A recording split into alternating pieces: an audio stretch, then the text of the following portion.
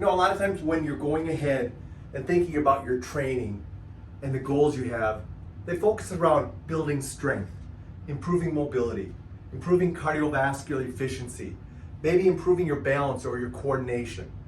And to do those things and improve those things, you think of utilizing weights, bands, cardiovascular machines, maybe body weight. I want to change up your mindset this month by going ahead and giving you a different way to think about your training. What I want you to do is start thinking about how you're training against the drivers of function. Many years ago, a fellow physical therapist named Gary Gray taught me a lot about the drivers of function, and they truly are what we should be focusing on with our training. What are the drivers of function?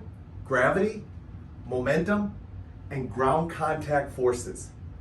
What I'd like to do today is just take a moment to break these down a little bit and share with you the best way to go ahead and train to handle and get better at dealing with the drivers of function.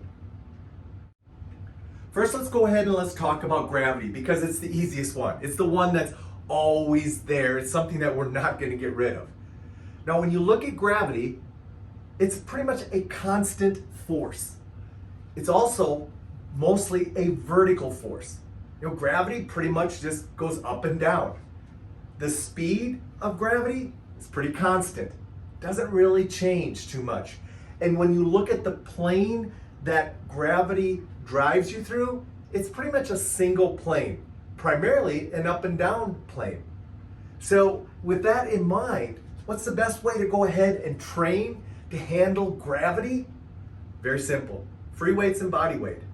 Now, bands can also do that, but if you really want to break it down and you really want to get great at handling gravity, you want to go ahead and be able to train with free weights or body weight because they are gravity dependent. Now let's talk about momentum.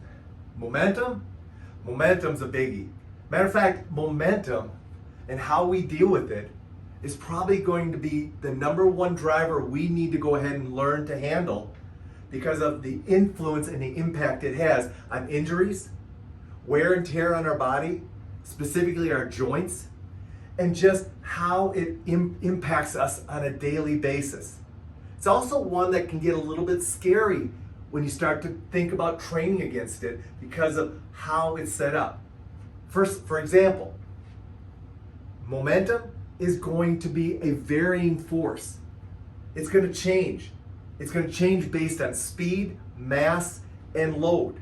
All of those things are going to impact how much momentum you create. It's going to be a force that's not just vertical, but horizontal. You're going to have to handle horizontal forces of momentum as well as vertical forces of momentum. And a lot of times, they're happening simultaneously. Speed. Speed is going to be the big component of momentum. Yes, load is important, but what you'll see when it comes to momentum training is that the heavier the load, the slower the momentum. But in real life, where we start to get in trouble is when we're handling lower loads, but we're trying to move quickly and fast. And that's where we got to go ahead and start learning how to deal and train with momentum. The other thing you want to keep in mind about momentum is it's three-dimensional. Momentum can come at our bodies from all different planes of motion: rotational, frontal, sagittal, up and down. All those are going to be keys to how momentum is being driven through our body. And we have to be able to handle all of them, and very often multiple forces coming at us that are forcing us to move faster than maybe our body is ready to go ahead and move. Keep in mind this, that momentum is also the driver of deceleration. Deceleration is how we're going to go ahead and be able to handle momentum.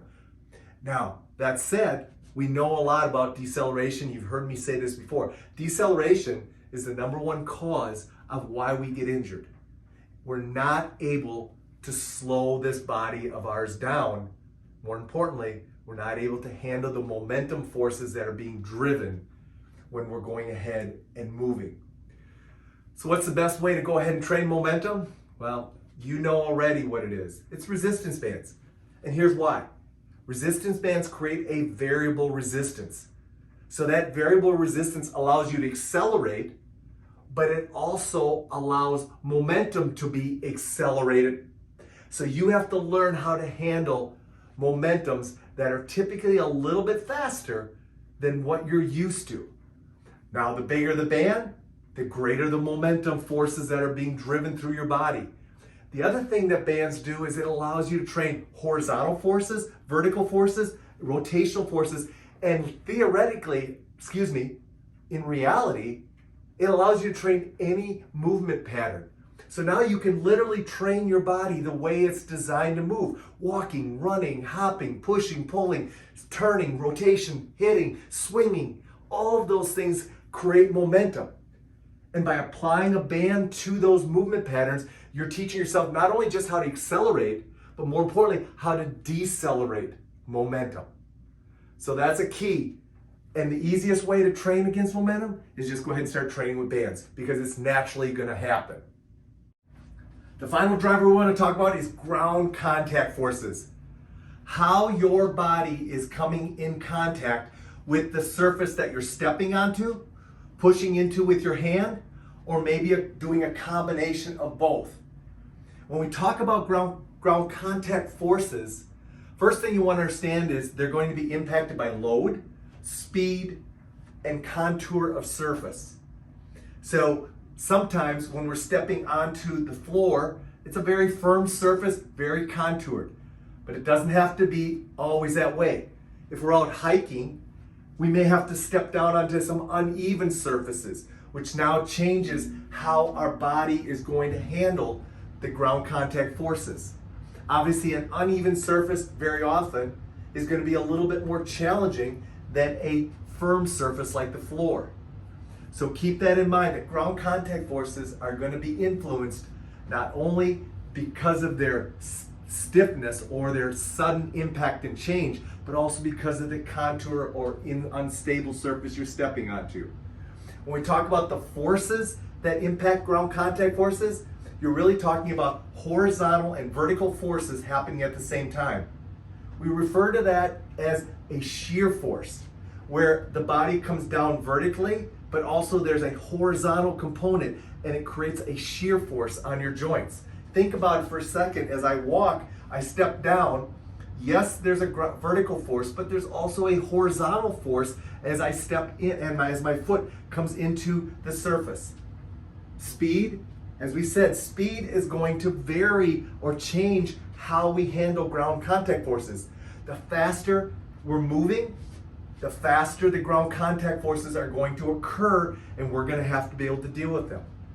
If we're carrying something, carrying a load, as a result of that, that's going to impact how we go ahead and handle ground contact forces. So it will vary, and it will not be a constant force on our body. Next, planes of movement. Well, what planes of movement are typically impacted by ground contact forces? All three. Think about it. We've already talked about a vertical plane, up and down. We've talked about a horizontal plane, forward and backward. But we've also talked about a rotational plane. So think about it, as you're walking, you step down, but you happen to be rotating as you're stepping down to reach and get something. As a result of that, those ground contact forces are going to have all three planes of movement embedded into them, and they're going to be happening at a simultaneous time. What's the best tool to train ground contact forces? Honestly, combining up bands and free weights. You see me often go ahead and attach a band around my hip and then load my hands with free weights. Maybe I do lunges, maybe I do reverse lunges, maybe I go ahead and I do step and reaches.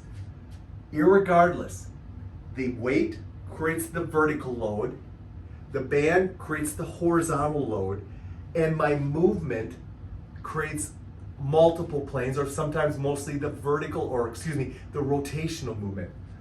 So the best way to train ground contact forces is using both bands and free weights. Now you can use them separately as well, But if you ask me what the best is, contrast training, bands and free weights together will be your best way to handle ground contact forces. The drivers of function: gravity, momentum, ground contact forces. It's a new way to think about your training. And honestly, from a longevity standpoint, it's the best way to think about your training, because those are the things that are going to be required for you to handle each and every day that you are on this earth. It's not the weight that you're lifting. It's not how long you sustain cardio on a machine. It's not the band resistance that you're using. It's helping your body learn how to deal with the drivers of function, and you're using those tools to do that. Keep in mind the drivers of function and challenge yourself to start thinking more in that way of thought versus looking at the weights and the tools that you're using. I think if you do, you're going to enjoy your training more, and you're going to see how it truly transcends and translates into what you do outside the gym.